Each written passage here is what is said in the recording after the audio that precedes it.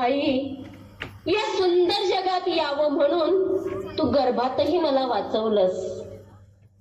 आतून तुला माझी आई म्हणून हाक ऐकायला आली असेल ना ग. तुझ्या यातनांनी मला श्वास दिला.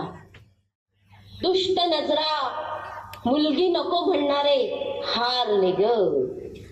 या जगात पहिला श्वास घेतला, तुला खुश वाटलं असेल.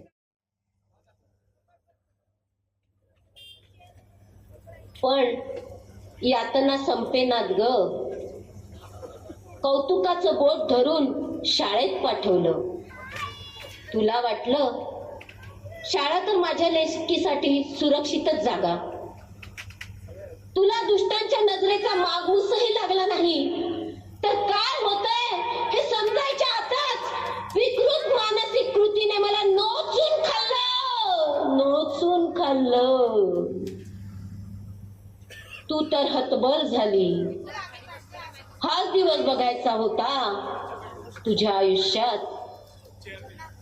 अभागी म्हणून कोसत असशील.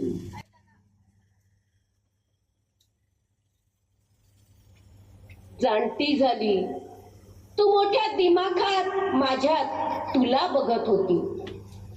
लग्न लावून दिलं तर काय, इथेही माझी फरफट संपेना.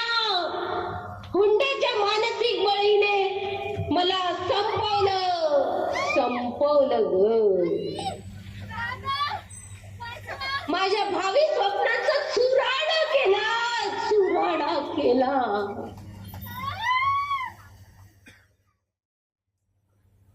तू जाणती झाली म्हणून, कमावती झाली म्हणून तुला वाटलं असेल आता ताईची काही काळजी करण्याचं कारण नाही. ती समर्थ आहे, तू बिनधास्त झाली.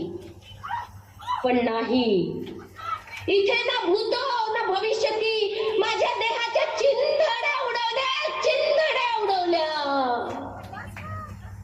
मला तर तुझ्या मानसिक अवस्थेची कल्पना करवत नाही. हाच दिवस बघायचा होता. तू सांगशील पोरीला जन्म देऊ नका, पण नाही आई, तू हे नाही करणार, तू हे नाही सांगणार. दादाचा हात राखीविना राहील ना ग. तू हो खाली, तू कर दुष्टांचा नाश. लाडकी बहीण योजनेचं काय घेऊन बसलात साहेब?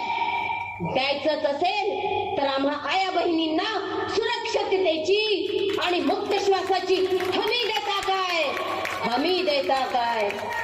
हमी देता काय?